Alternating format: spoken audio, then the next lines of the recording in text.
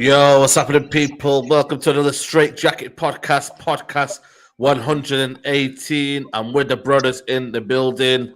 We have the Pi Radio Mandem to my right, I think. Yeah, my left. Sorry, my left.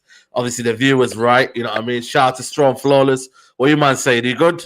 Yeah, man's blessed. Blessed for having me. You know what I'm saying? Obviously, United won yesterday as well. So that's good. They didn't ruin our weekend in it for certain teams who are chasing Champions League and FA Cup doubles and conceding 5 at home to West Brom. But we're going to get onto that. You know what I'm saying? We'll be mentioning that. We ain't man. Life. You know what I'm saying? It's peak out here. Come Big on, Sam's man. West Brom, you know. But, Come on. There's Stroll, you get me? You, man, had a good weekend, you get me? Yo, Arsenal, them, man. Addressed correctly, Dio Goat. Let's talk about that. Wow, Dio Goat, you know. Wow. Dio Goat, you know. Dio Goat, you know, it's crazy. I'm calling him a goat already, yeah? Already a goat, man. You know what I'm saying to you? Musa, what are you saying, man? Sun shining in East London, man. Yeah, it's about things are happening. I'm out here. I'm just making sure you get, like you said, there's a place for the podcast wherever we're at. Come on, man. You know what I'm saying? Big up to Musa, man. And Resource CIC. Nuruddin, man. You know what I mean? Nice day in Manchester, or is it cold today? Back to the cold weather. Cold, man. Cold as ice. Woke up this morning, it's snowing, mate. Are you kidding me? Did it snow before? Yeah. Come on. Snowed in here, innit? Someone saying the jumper looks hard, man. Where can they find that, man? Let them know, man. The merch coming out. Oh, big up Harris. Yeah, soon coming that. Merch drops soon, innit? You know what I'm saying? Come on. At some point, obviously, lockdown slowed everything down, but we are planning with the Sarkazm City merch. But I got you, Harris. You're my guy. You already know. Come on, man. Big up to everybody. We've got the first super chat in Mr. Danny Knight. Shout out to Danny Knight. He's a member of the channel. Big up to you always. Big up, guys. Been looking forward to the show all week. Not long until the show is the biggest on YouTube. Only a matter of time, brothers, man. Come on, man, bro. I appreciate that, man. You know what I'm saying to you? For me, I think this is one of the best Man United podcasts. You get me straight jacket talk, straight talking. It's no 100%. No nonsense, 100%. Just backing up what Saeed was saying. Yeah, man, definitely one of the best shows, in it. And it was started off with 3 goats, in it. Let's not forget that where they started. With Saeed, Nuruddin, and Aaron. Everyone's part of the journey, man. Big up to everybody who's part of the journey, man. You know what I'm saying? Come on, man. Love. Everybody like the video as you tune in. Come on. Big up Aaron as well, by the way. He couldn't make it today. So big up to Aaron. He's not here today. But yeah, man. Big up everybody who's tuning in right now. Make sure you like the video. You subscribe to Saeed TV. And you like the video. And you also share the video across all your socials. I'm going to start with you, Nuruddin. Bit of a strange game yesterday. Got the job done. But I don't know, man. For me, I don't know what to say. Glass half full. I look at him, man, and I feel like for me, yeah, that Graham Potter, man, he hasn't got the best players in the world, yeah, but he had that team playing. The transitional play was beautiful. You know, I don't know, man. A lot of people, I don't know, this generation, yeah, I feel like for me, when I watch football, I like to see performances. I like to see, good football. You're there to be entertained, you know what I mean? I grew up on the legends of Zidane, Ronaldinho. You know, the art of football was there. I look at Man United and we're just more of a team where I could have easily said what was the score of 2-1? And someone said to me, you don't need to watch the highlights. It wasn't really a good game. You know, I don't know, man. I just feel like for me, I'm just getting through watching Man United. We're just survival mode. We're just getting through watching Man United at the minute. Man United moving like a corona victim, mate. Corona victim, innit? That's what we're moving, innit? We're moving like a corona victims, mate. No disrespect all the people suffering with corona. Yeah. Big up to everybody, you know what I'm saying? Get better, but it's hard work, hard to breathe. We're lethargic. To be fair, I didn't expect that too much, to be fair. My expectations wasn't that great because obviously it's after the international week, international break where players have been away and players are coming back at some mad times. So all the games are going to be funny. And if you look back even last season, during the internationals, there's always a shock result. And obviously that result was Chelsea. Chelsea, whole Chelsea fans out there. Yeah. You know what I mean? The Albions, mate. Albions going to do it on you. But I thought yesterday, the first 10, 15 minutes we were good. They scored. And then we just parked. We parked the buses, man. We didn't park buses, but we just thought, you know what? We'll just take it easy. We'll just wait till second half. We'll bounce back in the second half. And when I look at it, I think, yeah, it was a very tight game. But sometimes you can look at it in two ways. Are we winning the tight games? Is that a good sign? I mean, we lost maybe, I think we only lost 1 in 24 after that game yesterday. Of course, we drew about 7 or 8. I think even more maybe we drew games. We drew so many games, and that's been our problem. But we were winning the tight games. And, yeah, I mean, all of the academy boys scored yesterday. That's what it was. Man United Academy. Brighton versus Man United, but it was Academy FC, mate. Academy United scoring all the goals.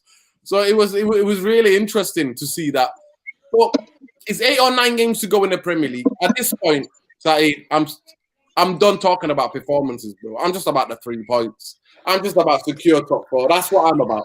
Yeah, you know. By the way, got super chat here from Mr. 99 Flawless. Can you sell me a hoodie? Looking sharp, my bro. Let them know where they can find your hoodies, man. Yo, the hoodies ain't available just like that yet. Obviously, the membership is part of the perks. If you join up to the membership, then the merch is available. But we are going to open it out to the public soon enough. But we're just working on it to do it properly. Do it properly. That's all it is. But soon come, man. Innit? Obviously, pandemic slowed down everything. That's all. And Nuruddin, man, you finally got a fan here. You know what I mean? Someone's already made an account for you. Big up to all your fans, you know what I mean? It's crazy, man. It's crazy. By the way, that's not me, man. There's reports apparently of someone following Ollie in his car. And the security, I don't know if you heard the good stories, guys, but apparently there's someone that was following Ollie's car or something like that. And everyone is saying this morning, I've been getting loads of messages saying, it's Saeed. Nah, man. It's not me, man. I'm not that sad, you get me? You know what I'm saying to you? Nah, it's Musa, man. It's Musa. Look where he is now, man. It's Musa. That. You know what I'm saying? Yeah, man. Musa, man.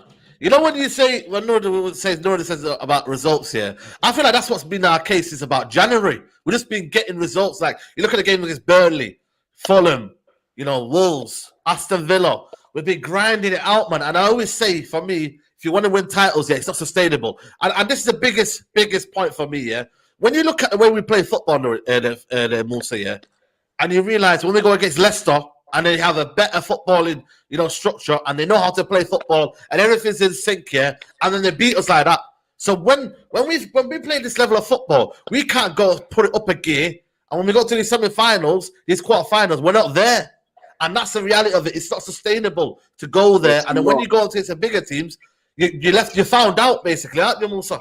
No, it's not sustainable, man, and it's like Ollie's playing Rashford with an injury. This brother, see this guy Rashford, I feel sorry for him, you know, because you see the way he's playing with these injuries and he's limping off, and like he went to he went to join up with England and he couldn't get his foot in the boot, and they sent him home. Like, what type of mediocre business is that? That you're turning up and you can't get your foot in the boot, and then you're back playing for United. Like, even yesterday he wasn't moving right, and I just think, what's Diallo got to do to come on?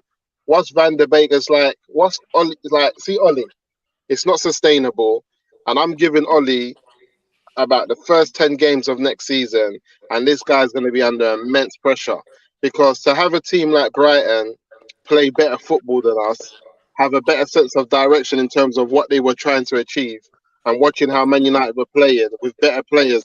You know what it was? It was like, you know, like when you play against when you're playing football in school, and the other side is dead, but they got 2 ballers that just turn up. You know, like they just got 2 serious ballers on their team. And you know they're dead. All you got to do is pass them ballers the ball, and it might be peak for you, man. And that's all we do at United. We're a dead team with 1 or 2 serious ballers, and whenever we pass them the ball, we turn up.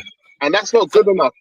It's like a Sunday League team, isn't it? You know, and you have that 2 players and you pass to them, and then they make the whole team better. You know what I mean? I know that's how, you know what I mean, you need better players, but I just feel like for me, we're going through the motions, man. I'm gonna come to you, Strong, man. Sorry about that. Let me catch up. Look at that Man United team. Yeah, if that Man United team was wearing, what team can I say?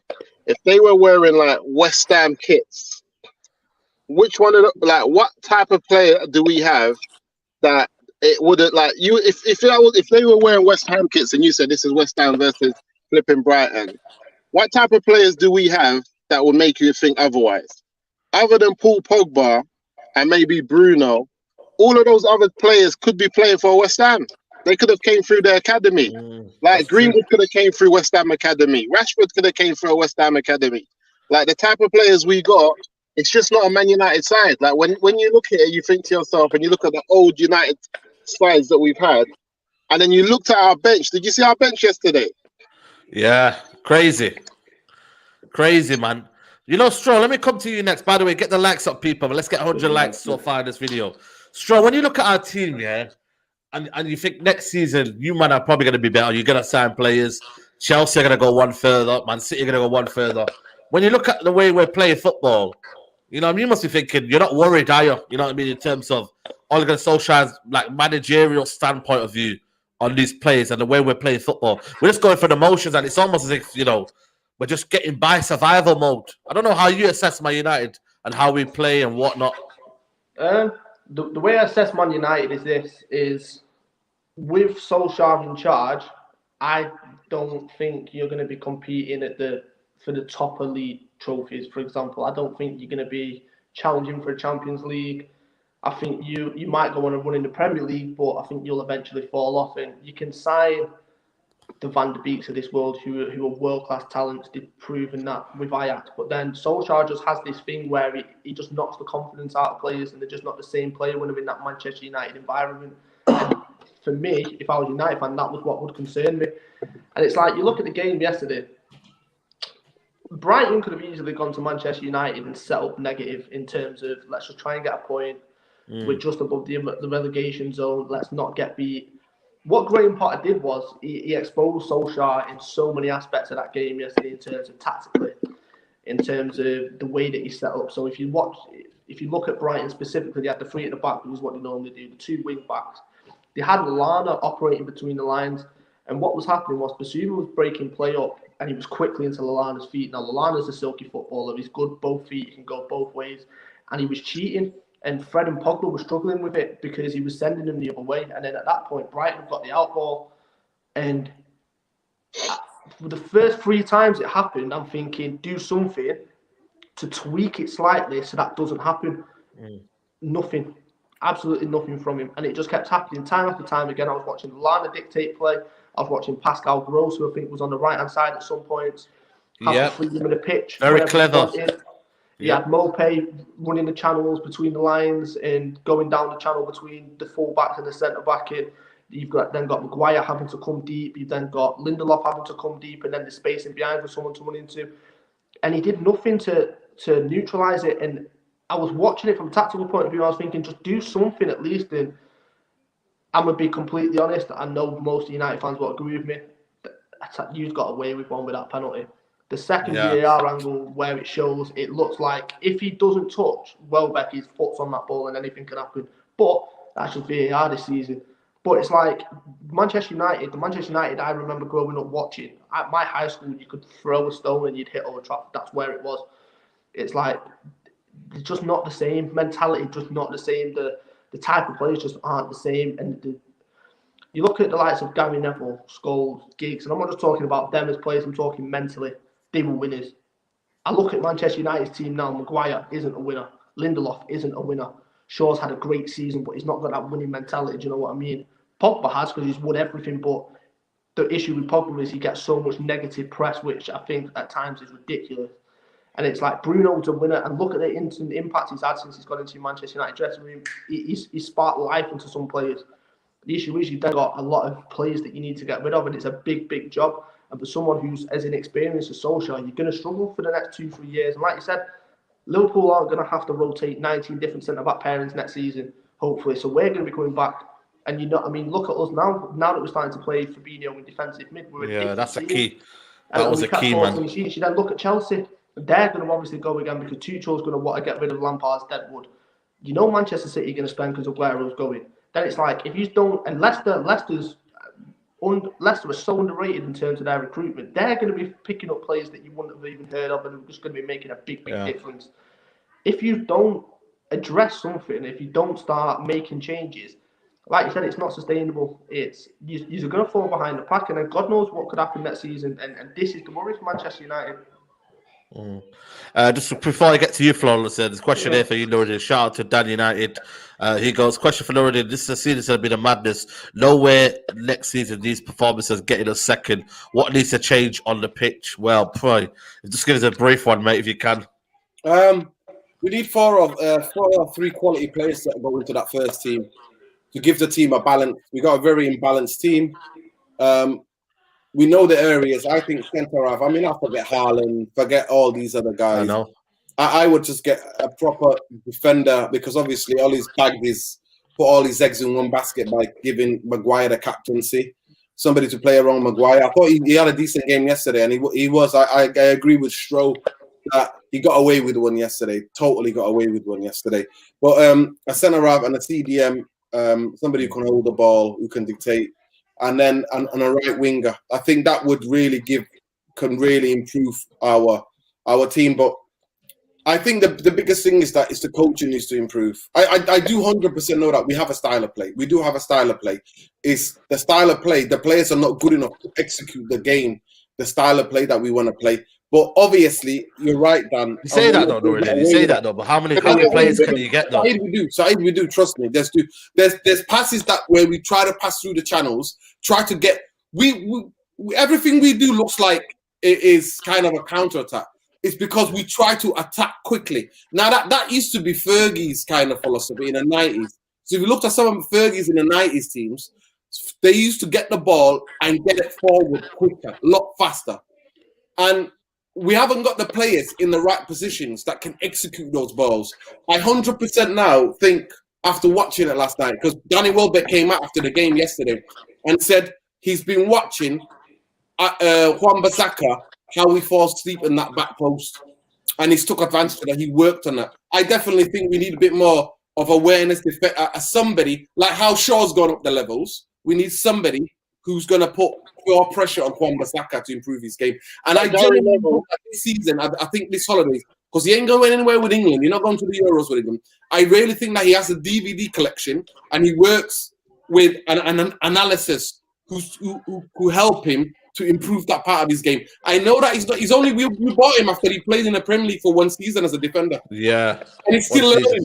He's still learning. So most of our club is all learning, FC. But then also the bigger question is that you can never get away from the recruitment side and a structure of our club from what's going on the pitch. You can't divorce those. I'm sorry, guys. You can never divorce those two. Those two things are there linked, tightly knitted. And that's what Man United are.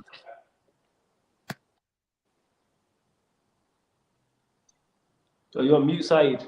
What do you make of what Nuruddin said, the style of play? Because for me, I don't see it, man. And for me, I don't think it's for me like vivid enough when I look at the way Graham Potter played with 11 players they've got and 11 players we've got. I just don't see it, man. And for me, it's never been consistent. And you're always looking for that killer moment. Our style of play is not to keep the ball. We're executing it bad because the 11 that were on the pitch are being run into the ground. He never used his bench this season. He's not seen players. They've been running to the ground, and that's why they look poorer than they usually are looking. These players are not incredible. There are aspects of our game, when it comes up, it can look good, but they can't execute it because they've been running to the ground 3 games a week, 3 games in 7 days. Yeah, but everything's all intangible, isn't it? When you put everything all together, Flo, everything's all intangible. Whether we say, these guys are playing every game, that's down to the manager. Whether we say, squads that rotate, this is down to the manager. I'm just looking at it from a point of view is that, next season going on, you can't be letting Brighton have the ball and bop it around because sooner or later, they didn't have the quality to go and do the damage. Whereas we had 2 moments, boom, goal. Donny van der Beek apparently didn't have a touch on the ball, but he made a quick movement and he allowed the goal to happen. So, Flawless, man, it's for me, I don't know what you think, what Nuruddin said there. It's same old shit, innit? Like, we already know this. Like, you touched on something right at the start, Saeed, and you said it feels like it's been results over performance from the start of the year. It's been like that from the start of the season and that. We haven't performed well. I can count on one hand from the start of the season up until this point the amount of times we've actually played well and I've enjoyed watching us. We're now in April. What is the 5th of April right now? We haven't played well this year. There isn't a game I can pinpoint and say where we played well and I've enjoyed watching Manchester United. And when I watch us, it's I more thought the when we second win. half against City, that was our best performance of the season. Second half With Yeah. against Who? Second half against City. Yeah, against City. Yeah, that's the Yeah. one I forgot. Yeah. So Yeah. City. All right. So we're adding one. So we've been playing. We're 4 months into the year. flawless. It's only for one half. For one half. For one half, yeah. It was One half, yeah. We've had one good 45 minutes in 4 months, and yet people will still solely blame the players. Is it both? Yes, the players need to be held accountable, but so does the manager and the coaching staff. Brighton, who would we take from Brighton? Lamptey, Basuma, yeah. That's it. But yeah, Graham Potter can still, with limited resources, still manage to get them playing a decent brand of football. You know what I'm saying? Because again, he's making the most out of what he has. And when I'm watching Manchester United, of course, I'm ecstatic and very happy when we win, but it's more relief. That's the biggest emotion that comes from me when we're playing. Like when we're playing Brighton yesterday and I'm watching the game, it's more relief that we win. It's not happiness because I hate watching us. You know what I'm saying? As a neutral, I wouldn't watch Manchester United. If United aren't my rivals, I'm not watching this because it's terrible to watch. And it's not, the performance against Brighton wasn't new yesterday. We was all expecting that. I don't go into Manchester United games looking forward to them anymore. It's not a highlight. The watch along and the interaction with whoever's on the channel and the people in the comments is what I look forward to most. I'm thinking about topics from the watch along to bring up because I know the game's going to be dead. Just like, all right, what else can we talk about in that? Because we're talking about everything but the match. And again, until this manager goes, we're going to continue to do this. You can give him whatever quality you want. He has quality there and he's still not utilizing it. Donny is a perfect example of that. Everybody can see that he's not used Donny correctly. Is everyone going to tell me that Donny's not talented? What team does Donny not get into squad-wise? Maybe City, that's it. He gets into every other team in the country, at least their bench. And 90% of their first 11s and that. Where we are, counter-attacking is not a style of play. Yeah, it's a tactic. You know what I'm saying? And that we can utilize when the other team has the ball. And that's my point. Why are we accepting this? We have ballers. We should play on the front foot. Our attack, we should do the Leeds thing. We should do the Leeds thing and just go for it. That's what Bielsa does. Why not? Kamikaze the thing. Absolutely, man. Absolutely. And obviously, you get me, the main point of the podcast, you know what I mean? Didn't want to do it, but it just shows you what kind of circus we're in, Musa. The David De Gea and the Thingy situation. I'm just going to bring up some quotes here. It's crazy. I don't know where United report. I don't know if you heard of United report, but they've apparently said something. Let me just show you right now. Here. Don't know if you man can see that. Yeah. You man can see that, yeah? Yeah, it's a bit. Yeah. Now this is Saeed. I've seen this already. This is fake, bro. You think it's fake? Yeah, this is fake. Well, this is what they said anyway. This a dressing room source says that the relationship between David De Gea and Solskjaer was become a problem before Dean Henderson was selected before game yesterday against Brighton. Solskjaer intended to drop De Gea for Henderson as early as the game against West Brom on November the 12th. When De Gea was informed of the selection, he reacted unhappily that Solskjaer restored De Gea for the starting XL. You know what I mean? I'm gonna start with you, Musa. What do you make of this whole situation right now? It's a bit of a messy one, isn't it? You feel me? Like, I don't know. Go on. Oh yeah, someone told me about this and said it might have came from Manchester Evening News as well. That the source is from there or something. Someone was telling me about this earlier. And looking at the Henderson De Gea situation, for me, you know, for me, I feel like De Gea's had 2 bad seasons, for his standards. But even within those 2 bad seasons, I think if you looked to how many goals he was at fault for and how many goals the defense was at fault for, or other people within, or other players within the squad, I think you can have an argument to say that his faults in the games didn't lead to Man United losing points or a dramatic amount of points. It wouldn't have changed our position any way, shape within the league. But I feel like this season, De Gea is paying for his previous last 2 seasons. I feel like this season, De Gea, remember, there's only about 8 games left in the Premier League, and De Gea, you can only think of about 2, or I'll say 3 max mistakes you can think of that have been De Gea's fault, and there's only 8 games left in the Premier League. So the majority of this season, De Gea has not really made any more mistakes more than any other keeper. He hasn't even made a lot of mistakes. Like, De Gea has not had a bad season this season. So then we look at who's going to replace De Gea in goal. Henderson. My question is, I don't even think Henderson's better than Romero. That's me. You know what? I don't think Henderson's better than Romero. If man's going to tell me Henderson's better than Romero, where is that evidence from? Because Romero never used to put... Romero, whenever called upon Man United, always done a job. This is a brother who is an Argentinian international, played in World Cup and them things there. Romero's a big player. Like, he's not a small boy. So for me, I think to myself, with all this British media and British press about Henderson doesn't get picked in front of Pickford. Are you telling me Pickford's better than De Gea? Henderson. Go on. I think Henderson is ahead of Pickford now, though. In terms of no way. England. No, that's no way. Obviously, now Pickford's not picked for England, and now I think Henderson is the number one right now. But he's not the number one. It's still Pickford. Southgate is not going to put Henderson in front of Pickford. And this is what I'm trying to say. You're going to see it in the next tournament. Henderson's not England number one. So my question is this. Like, when I look at De Gea and Henderson, even now, I don't think anyone can, for me... Oh, sorry, it's Pope. It's Pope. That's what I'm saying. Yeah. So my thing is this.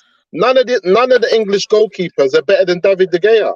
Do you think that if what's his name, Southgate had De Gea, he'll play any of them guys in front of him? Do you really think that? I don't know. Is that what you think? I think that I think we're spoiled. He's just Ollie in a waistcoat. You know what I'm saying? In that he's Ollie. No, I think we're spoiled. I think we're spoiled as fans in terms of what we've had, because for me, I look at Henderson and I think to myself, I got nothing against Henderson. I think Henderson is a good keeper, but he's not better now. Now he's not better as a goalkeeper now than David De Gea. He's not a better goalkeeper today.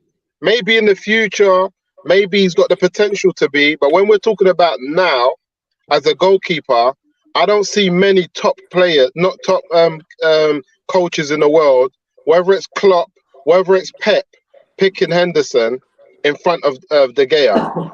So my thing is this. If De Gea was this problem, he was this problem last season and the season before when we didn't have Henderson, when Henderson was out on loan. Why didn't we put Romero in goal? Because of Ollie. And the treatment as well, when you look at it, Flawless, man, the treatment of Romero, that's another concern out of nowhere, you know. He's shaded out. Romero's thinking, hold on, I'm better than Henderson and I'm better than De Gea and I'm not even playing. Nah, it's a matter. I'm nowhere. One thing I will say about what Moose is saying is he's not wrong, but like I've said about Henderson, I've not watched him enough to make judgment on him yet. So I can't say he is better than De Gea. He's that much worse than De Gea. He's better than Romero. He's worse. One thing I will say is De Gea's not had a good season, including this one now, in 3 years. I had it up to here with him at the back end of this season. I don't think he's been good this season. He's been decent. He's been okay. I don't think he's been good overall. The season's nearly finished, Flawless, yeah? The season's nearly finished. Yeah. How many goals has De Gea been at fault for? And it's already the end of the season. He has been at fault. I can't remember off the top of my head. And that's what I'm saying, but I'm just saying, it's not like... The Leipzig one, maybe. He has made less mistakes than he has in the 2 previous years, but he has made mistakes. One, and another thing, and it doesn't come down to him making mistakes for goals, his lack of coming for crosses. That's a major issue. But my man yesterday, Henderson yesterday did not make me feel comfortable when the balls were coming in.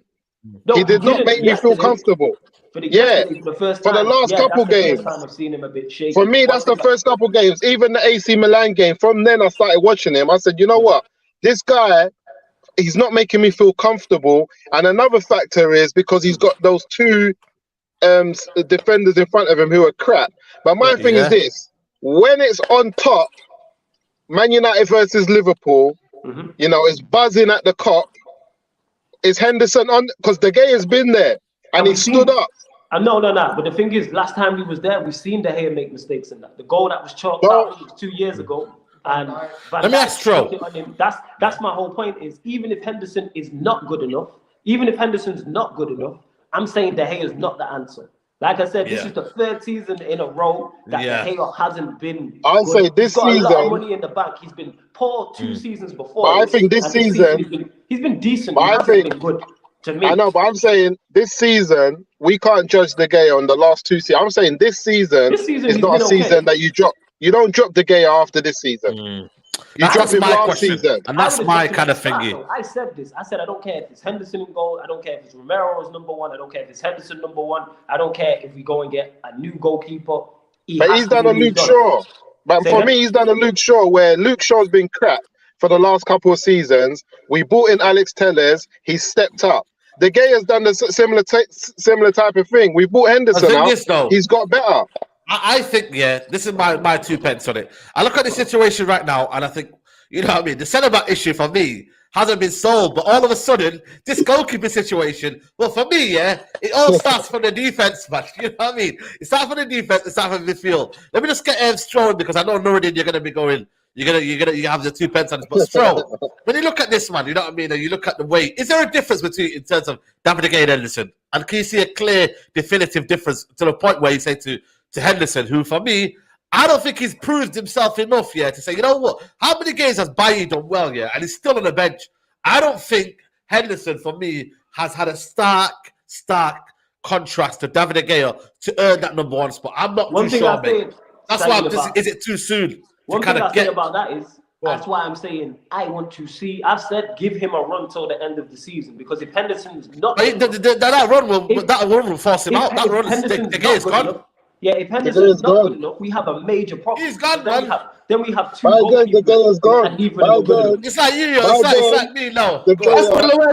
Hasta luego. De Gea's gone, man. Romero's gone. By then, De Gea's gone. Romero's gone. It's just Henderson and Pope. We'll need a goalkeeper. If Henderson's not, this is what I'll say. Even if Henderson's not good enough, we still will need a goalkeeper anyway. De Gea's not the answer to me.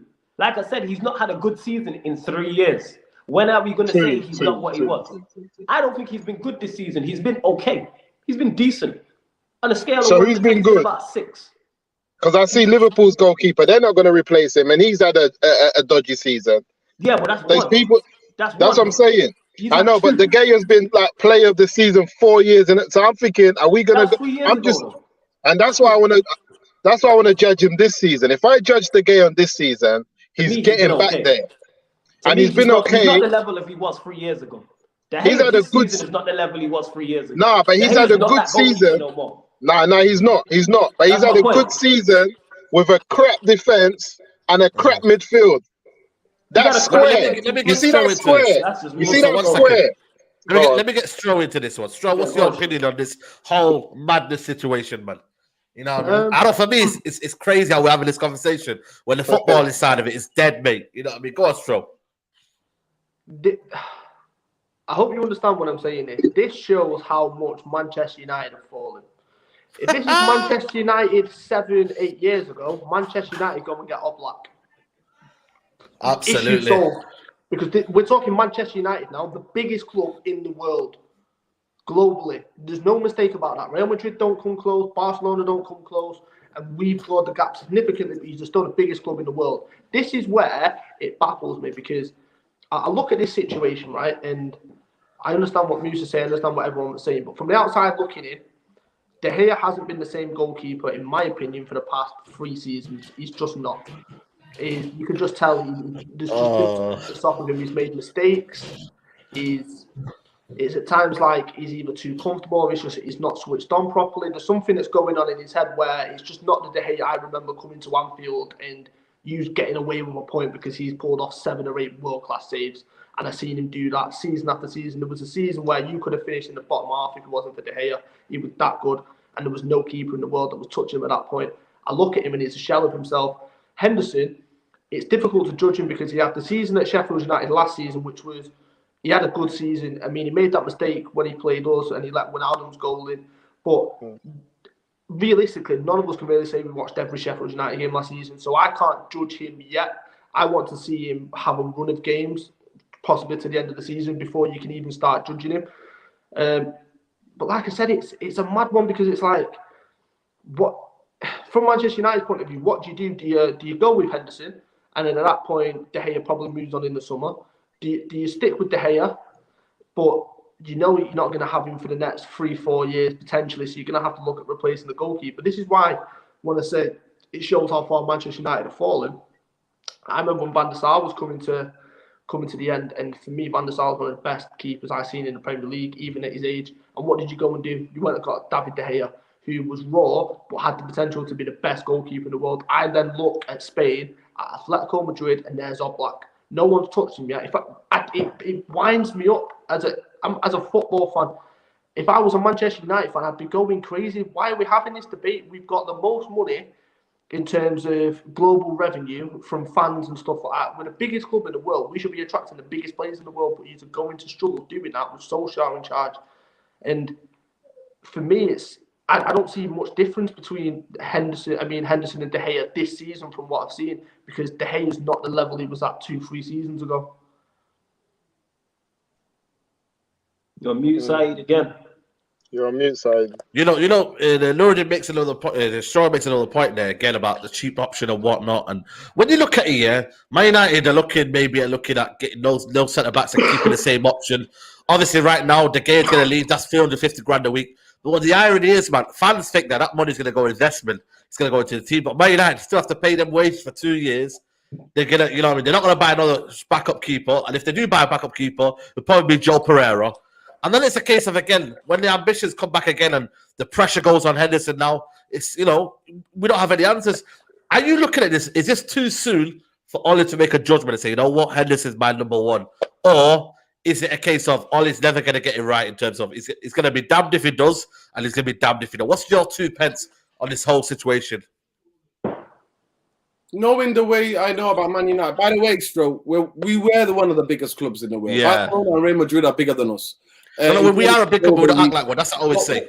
But we listen, we are, in terms of structure and in terms of running the day-to-day of our club, Everton, Wolverhampton, Leicester City have a better footballing structure than us.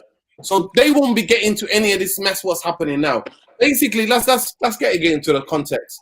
We're paying $750,000 for our goalkeepers. Wages. Crazy. A week. This is Romero, Henderson, and David De Gea.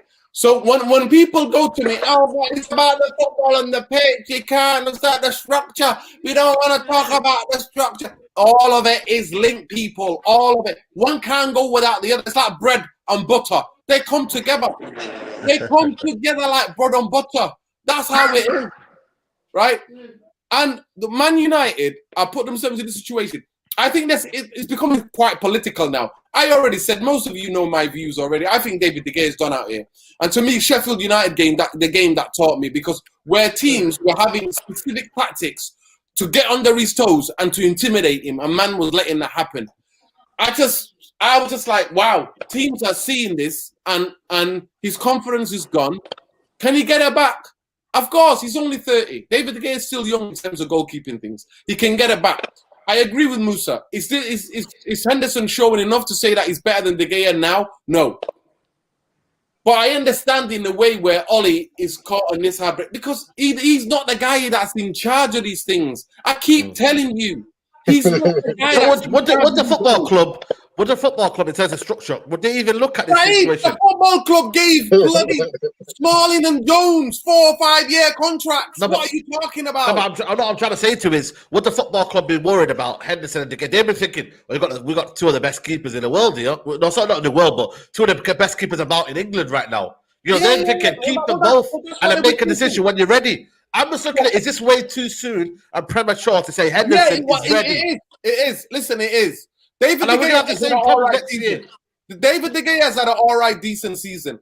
If you looked at what you posted about that article, it's that newspaper that is what is. I couldn't even wipe my ass on it, mate. Honestly, my ass doesn't deserve that newspaper that you were talking about. It's a report that came from. You don't like the NBA, though, don't you? You don't like the Manchester Evening News, mate. I won't even go anywhere near my hands, mate. Manchester Evening News. Apparently, they've got a mole. They've got a player there's a mole in Man United, and he basically said that David De Gea got angry because he was going to drop him. But why was he going to drop him? Because David De Gea, before those games, had decent games. The game that you should have dropped David De Gea was the game after Sheffield United game, where he got bullied and he just let it happen.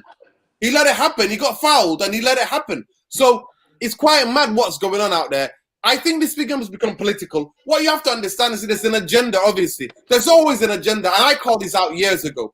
It's always to ridicule, to dehumanize, to put pressure on foreign players. Pogba is one. The Gea is becoming another one now because they want to advance a young English keeper. It's like our team is going full Brexit. And if you're looking at, that's what it is. I'm telling you. Listen, if it's anything about this mole, apparently this mole said senior players have gone to Harry Maguire and said, we need Henderson in there. So I look at it, I think, and I agree with Musa. When you're playing with two donkeys in front of you, that's not going to give you any confidence either. Are the media controlling what Man United do now? It's always been an agenda side. Always pick on the French players, Argentinian players, the German players. Always, so that for them to lose their confidence. The biggest clear thing is Pogba. Pogba is a devout Muslim. He'll go out, bit of clubbing. You never see him drinking. You never see him taking drugs. You'll never see him with lit sex workers and smashing into cars, smashing things. But that's Grealish. Grealish gets away with it. There is absolute evidence there. Grealish absolutely smashed out of his head. And the media like, look away, nothing to see here. Pogba was at the back of a car, Shover, when he was injured, and it was Ramadan, and I think it was New Year Eve. Yeah. Ryan Giggs. At the Ryan Giggs and that moppet of a guy. If I ever seen it, I swear to God. He's a United fan, that commentator. I need to educate David Bauer. It's called David Bauer, I think. He used to be that commentator. I need to educate him. He goes, don't you think that's a disgrace? He doesn't even understand what Pogba was doing. What was Pogba doing? So there is a clear agenda by media. And I will stick up for David De Gea because, like I said, I was one of the most excited when you were talking about his mistakes. But do you not like this pattern that's going on right now? Romero, now De Gea. That's a plan. There's an agenda now. The things become political now. Political, man. Where they're inventing modes to try to get him out. Mainly because the Glazers and Woodward are thinking, we give him a bigger contract. And now they're thinking, how can we get him out? It's exactly similar what happened to Sanchez. Sanchez deserved that. Sanchez deserved to be moved on. David De Gea is not done, has done being so horrendous that this needs to happen to him as well. But I see that's happening. I can 100%. And now De Gea, I don't know if you see what he posted on Instagram. People have been calling me a conspiracy theorist long time ago, for years and years, about foreign players. That's why when United, when we go to Stretford, we would sing for Argentinian players. All of the Stretford End must sing Argentina, because we knew it. We knew the media would always come out against some of these players. Yeah. That's the reason why do you think United was thinking Argentina, and that was Gabriel Hansa, because we knew the media will pick at every little thing in more English players. Like I said, our media is full of Brexit racist, xenophobic dickheads, and that's how it is. It's fact. It's fact. No, man. You know what I mean? How is this going to get resolved, man? You know what I mean? Because at the end of the day, could get ugly. This, it could get a bit sticky, man. Because I don't even see De Gea yesterday what he put out on his Instagram, you know what I mean? Him holding the baby, that's a kind of a look of, you know what? You could have posted it any time, by the way, You could have posted that any time. Straight after the game, he posted that, you know what I mean? Showing that he's a calm guy, you know what I mean? He's a family man, you know what I mean? That kind of persona of, you know what, man? I'm innocent, man. I'm just trying to be here and I want to play, man. So, I don't know, man. This could get ugly, bro.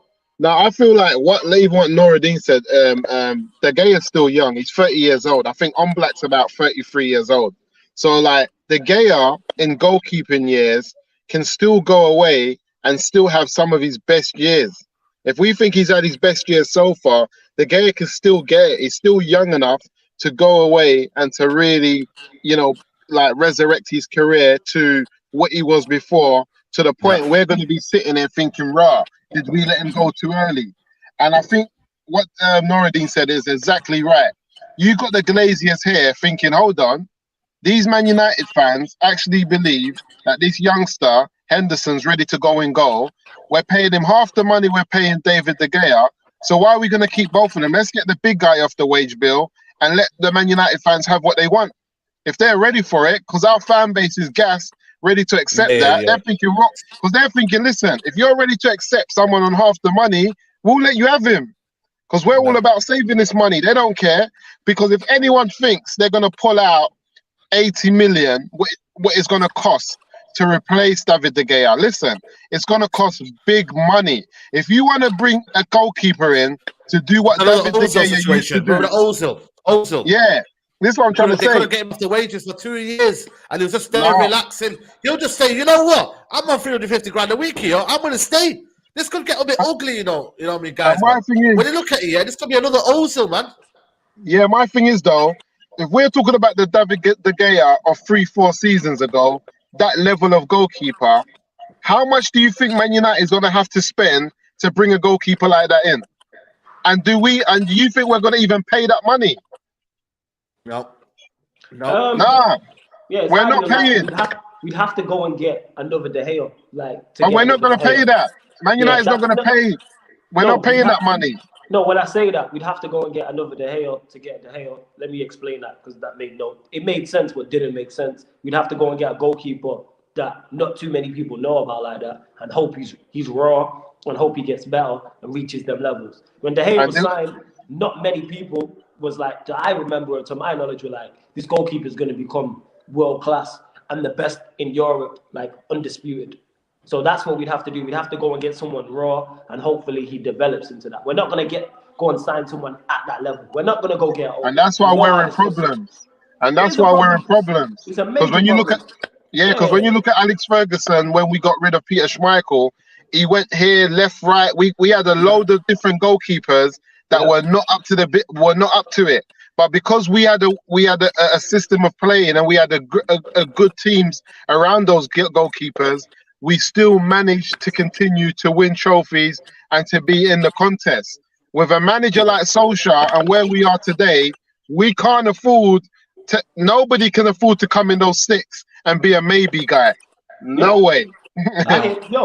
I'm with you, but you know what's mad about what you said, Musa, as well, is that you could replace, in that sentence, you could replace goalkeeper with centre back, with holding midfielder, with right winger. This runs through the whole team. We need a centre back to come in and he can't be a maybe. We need a midfielder to come in and can't be a maybe. But my thing is this: to come in and can't be a maybe. You see what happened to Chelsea with that last goalkeeper? If we think it's bad having a Maguire, if flipping Henderson goes left on us, boy, we don't know what bad is. We don't know what bad is. That's my issue, man, Norridin, man. You know what I mean? We could be getting a sticky situation here where, you know, in reality, you know what I mean, there's other priorities. I think the irony is on Man United fans is we're going to be saving money. But in reality, the Glazers don't care. You know, even we're laughing, Norridin, because we know. You've seen this before. I'm just looking at it thinking, everyone's saying we're going to get the wage off the bill. We're going to do this and that. But in reality, mate, we're not going to buy any players. You know, we're losing a good player. Okay, can you replace him? It's like Van der Sar now. Van der Sar, right? I'm not comparing David De Gea to Van der Sar. I'm not. But Van der Sar is a top keeper. David De Gea was a top keeper. Would you be happy if, you know, Ben Foster? Remember Ben Foster was lurking around? Yeah. And Ben Foster was about. And everyone thought, you know what? He's a good keeper. Let's raise him up. Would you be happy with Ben Foster being in Man United's goal rather than replacing Van der Sar? Come on, Norridin, man. That's what I'm trying to get at people. Ben Foster was a decent keeper at Watford. He went on a loan. But did everyone think that he was going to be Man United standard? I'm not too sure, mate. He was a decent keeper. Fergie give him a chance. He gave him a chance, but like Ben Amos, you know, all these players. Remember that derby game at Old Trafford where he made a couple of mistakes and then Tevez went around. Yeah, I remember the Tevez one. I rember that one. And Craig Bellamy and Tevez were running. Pressure, you know, pressure is a big thing, you know, man. And this is what I'm saying. Has Henderson even played in front of a crowd yet? No. Even when it was into it, listen. All of these big players. I'm telling you now, from everything I can read between the lines, Man United ain't signing nobody, no old back. They're not getting no world class keeper. If we're gonna let players go, I think Pogba still wants to go. I think what the club are doing from everything that I see with their mercenary journalists. Yeah, in the man. media, They're trying to get all the. They're making it. You asked the question before to Musa. How's this gonna end? Where's this gonna go? Basically, till David De Gea gets sick of it, and then David De Gea just find himself a Spanish team, and he'll get pressure as well because his partner lives in Spain. And yesterday he put the photo up straight away to say hello because the baby is going to be in Spain. He was saying that the baby's a month old now, a month-old baby. That's what I've got. That's what he's saying. Come on, that was for me a post that was scripted, man. Come on, man. You can put that post anytime, man. No, but basically, what he was saying is that to the it's a symbol. Yo, I'm off. He's basically saying, this is my Spanish baby. I've still got hands. I've got hands I can handle. I can save. You know what I mean? The man sending the subliminal messages saying, I can handle. Look how I'm holding my baby with these hands. Yeah. Right? Yeah, Hold Man United. He's almost saying it. The baby's almost kind of a metaphor for Man United. I've held Man United. Like this, but Man United doing this to me. I could be off. And the only way this is going to solve is that David De Gea to get sick and Man United will still be paying his wages. I know. And that's the reality. Jasmine here. We will have a really good goalkeeper. I think he's done at United. It's hard for me to get back from David De Gea has to get back in the team and show me that it's not done. Because I think after the Sheffield United game, for me, that's a game where I lost the plot. Because to me, it's hard for me to get that out of my head. I understand that, Nuruddin. But end of the day, some things you can't just say it's a quick fix in terms of. No. What I'm saying, listen, Saeed, I don't trust this club. I don't trust it's like James Garner now. You know James Garner. Shout out to James Garner. He's got another goal. I don't know if you see the goal. He's got a free kick. He's doing well at Nottingham Forest. You know, and then we sell Paul Pogba. And then the club think, you know what, James Garner's doing well alone. You know, can he play CDM for Man United? He could do all right. You know what? That's what I'm trying to say to you, man. He's not ready for the Premier League yet. He needs to stay. But that's how we think, though. But do the football club look like that? They don't think like that. With the way Alex Ferguson, and then Ole Solskjaer's coaching staff think, and the mentality. You know what I would do, Said? You know what I would do? I would get Garner. Send him on loan if Brighton stay up in the Premier League or even if they go to the Championship. To Brighton and get Basuma. So we buy Basuma of them for cheap. And we give them a season of Ghana in their midfield on loan. That's you know what? They need to get me to be the director of football out here, man. I'm telling you, I would save Man United a lot of money and I would get bargains, mate. Bargains. I've got a super chat from Jasmine. Big up to Jasmine. Always sending super chats.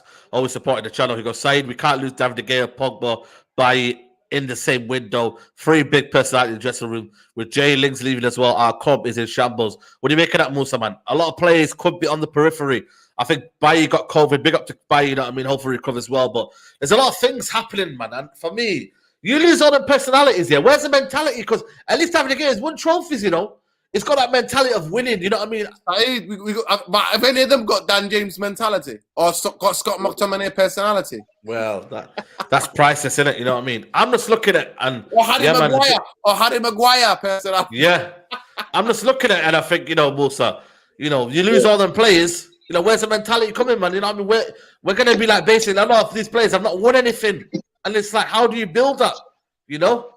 Boy, for me, when I'm looking at Man United now and I'm looking at the players that we're trying to get rid of and I'm seeing what's happening, and also this Brexit FC, like we're talking about Declan Rice, we're talking about Sancho. He's out for 2 months, by the way, Declan Rice now. Yeah, so these are the type of players that they want to link to Man United. Declan Rice, Sancho, Grealish, Harry Maguire, Henderson in goal, Rashford, Greenwood. This is just proper Brexit exit. I don't know what's going on. Like they thinking they're gonna just I don't know where, and this is Solskjaer as well. Solskjaer, I just don't get him. I don't know what we're doing with him. Every time I look at the club, I think to myself, you know what? He's made me look at Jose Mourinho different, but Jose Mourinho was a proper. He's made me look at Mourinho, but then I think to myself, nah, Jose Mourinho just a madman. I remember when he cussed us in the Europa League. I mean, when we got knocked out by Sevilla, yeah, heritage and stuff like that. That's my worry, man. This is my worry, people. Yeah, that being said, honestly, I'm not gonna lie to you. I genuinely don't think that Ole Gunnar Solskjaer is calling the shots. I don't think most managers are calling the shots at Man United because let me tell you something. When Jose Mourinho was in the Sky, he was in the Sky Studios. You can find that clip out there. He basically literally said that Lindelof is not good, and Lindelof was his player. There's a clip there. So that just shows you, was that his signing? Let me just read this super chat before I come to Straw and Flawless. Zayn Miasi here says, you have no chance of winning if you play like that in the final. Pogba, who watch Odegaard, school him. You know what I mean? What did he do against Liverpool, Straw? Didn't I mean? Tell him Odegaard, but Fabinho kept quiet, didn't he? You know what? Can I just say something?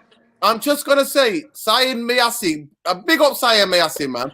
Building up the courage like a little mouse crawling out of that hole where Liverpool sent them, right? And that courage, I respect that courage for you. You got to respect him, man. Courage to literally climb out of that hole like a little mouse and to try to think, I got to have go at Man United. Listen, mate, you know your team was still on the plane, mate. They played like they were still all on the plane, mate, coming back from international break. I swear to God, they were all on that lounge, mate, first class, sleeping. That's how they played against Liverpool. They made Liverpool look like Barcelona, mate. And that is saying something after Liverpool season. Yeah. So, know, but it was a mid-table club going against the Premier League champions, isn't it? So, you have to give them leeway in that. You have to give them respect, man. Pick up the saying, no. I thought it was two mid-table clubs. Now they're back in 10th. Let me just get this super chat in here. Farhia says, shout out to Farhia, by the way, always tuned into the Straightjacket podcast. She goes, David again is still young. He could come back. If Henderson is to be our number one, I hope he goes home. Wow. And Stroll, man, when you look at the likes of, people that could be leaving this club, are the wrong ones leaving, and the right ones are staying, man. The wrong ones are staying. You know what I mean? It's crazy right now how this football club is thinking and the way the mentality is shifting now. It's almost becoming a team where hard work, knee slides and all that, they're going to be there. The DNA, it's almost like Man United following the DNA. It's true though, man.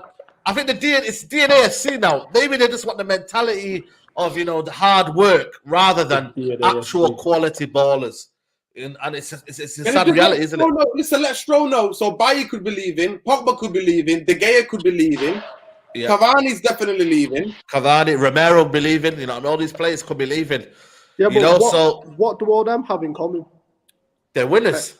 Yeah, and experience. And it's a kind of player that Solskjaer will struggle to manage. He can manage a Dan James. He can manage a Scott McTominay. He can manage these kind of people, whereas these kind of personalities, he's going to struggle to manage, and that's the issue that he's having, and you've seen that. But just going back to be fair, the way Cavani played yesterday, it looks like he wants to go as well. He wants to go anyway, man. You know what I mean? Man. No, I take everything back, by the way. I take everything back, man. Here's the point that's worrying for me. When Nuruddin mentioned the fact that Maguire's going to seniors and basically, or senior management basically saying that Henderson needs to come in, the friction that causes in a dressing room. Like look at Arsenal over the whole Ozil situation. People don't realise how deep that was. Half the dressing room were kicking off because Arsenal didn't back Ozil, and half of the players were like, well, I just want to get on with it. And that's caused friction. You can see that on the pitch. I look at Manchester United, now that you've mentioned it, you can kind of see certain fractions and certain issues just with the style of playing, the way he's been playing. So, by the way, it's all alleged. By the way, I just want to say this thing about Maguire and that. I don't want people going there now. No. So it's all alleged. It's all alleged. Apparently, the defense have gone, we want Maguire. This is what that paper, like I said, I won't wipe my ass on it. I said exclusive. United discontent. All of that beer. I'm telling you. Go on, Stro. No, but if you lose them kind of players, you're losing mentality, you're losing winners in the dressing room, you're losing people that are going to hold people accountable in moments when you need it. I mean, just go and watch Pogba's halftime speech in the World Cup final. Not any game, not just a game away at Brighton, not just a game or anything like that. The World Cup final, he's the one leading the team talk. Why is that? Because this man is a leader. You lose that, you lose the winning mentality, you lose his personality, you lose everything. And but because it just looks like Solskjaer can't manage that type of player, which is why whenever Haaland's talked about, I don't see Haaland going anywhere near United because of the whole Raiola situation. Listen, I'm telling you, Stro, I've got more chance of landing in Mars tomorrow without a spaceship than Haaland playing for Man United. Trust me. Never, man, never. We ain't getting in, man. You know what I mean? Are you kidding me? Where you at, Flawless? I'm here, Talk to us, man. You know what I mean? This is not looking good, man. Towards the end of the season, a lot of off-field problems, and then on the football pitch, we're not sorting this kind of the same dull football. You know what I mean? For me, I look at it. I think, is this all scripted for the way everything's going right now? Everyone focus on all these problems, and then David De Gea this summer, who's he going? Pogba leaving, and then at the end of it, we don't sign anyone. We have the same football style, we have the same players, and everything all goes. Maybe this is the best marketing strategy, Flawless, for the football club. Maybe it is, man. When with off the field problems are always worse when you have on the field problems. I say this. When teams are successful on the field and winning trophies, nobody's talking about off the field issues. This player wants to leave. This player wants to come in. Like, we was on Red Talk yesterday, and I think Aaron mentioned it, how Hansi Flick and the DOF, I think at Bayern, there's friction between those two, and they had an argument on the touchline. And because there's no people in the stadium, there's no fans in the stadium, you could hear them going back and forth. Why is that not a news story? You know why that's not a news story? Because Bayern Munich have won everything in the past 2 years. They've won, 8 trophies? He's won more trophies than he's lost games as Bayern Munich manager. So that's why I don't pay too much attention to off-the-field issues, because they're always made worse and magnified. If Pogba's leaving, me worrying about it is not going to make any difference. If Bailly's leaving or Cavani's leaving, etc. Yes, when we get to the summer and it comes out that Pogba's leaving, then I'll assess it. You get me? I don't worry about what could happen in it. Don't worry about what you can't control. You know what I'm saying? Let's talk about on the field. I'm more interested in seeing Bailly on the pitch towards the back end of the season. Pogba on the pitch. Can we get Cavani some touches? Never mind him scoring. He had 16 touches in 82 minutes. How about we get the guy on the ball and create some chances for him? You know what I'm saying? And hopefully, Ollie, he's the manager. This is why you're paid millions a pound a year, is to deal with these issues. You knew what was going to happen bringing Henderson back. You can't be surprised by what's going on. This is clearly your guy. Because you could have sent him on out alone again. But no, this is clearly your guy. So play him. I've said this. Let's find out if he's good enough. That's literally it. I don't worry about the outside shit. Sort out the on-field problems. Yeah. Get the likes up, people. Let's get 200 likes, man. Up, man. Get to 200, man. Yeah. And for me, the fan base is going to be divided even more, man. We're divided even more. And I feel like, is this another thing that we didn't need, man? To get another David De Gea versus David De Gea in versus out, you know what I mean? Bailly versus people that want Bailly, people that want Maguire, you know what I mean? It's all divided. We are divided FC, man, but that's the story of Man United. Saeed, you know what? We're the double D, mate. Dividends FC, divided FC. That's what we are. Dividends. Don't forget, absolutely. The dividends will always say the same.